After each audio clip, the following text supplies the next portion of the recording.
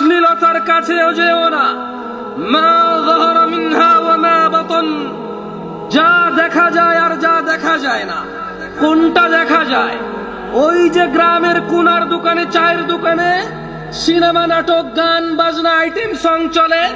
দাদা নাতি, চাচা ভাতিজা, দোকানদার, কাস্টমার সবাই একাকার হয়ে দেখে। একটা সময় টাকা দিয়ে সিঙ্গারা খেয়ে দেখতো, যখন দেখতে দিত না ওয়ালটাকে, ওই বেড়াটাকে ফুটো করে এভাবে দেখতো।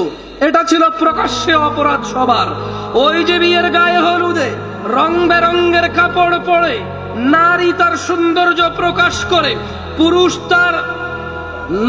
পুরুষ তার দৃষ্টি অবনত নিম্নগামী না করে এইভাবে ডাঙর ডাঙর চোখে ওই নারীর সৌন্দর্য সে উপভোগ করে।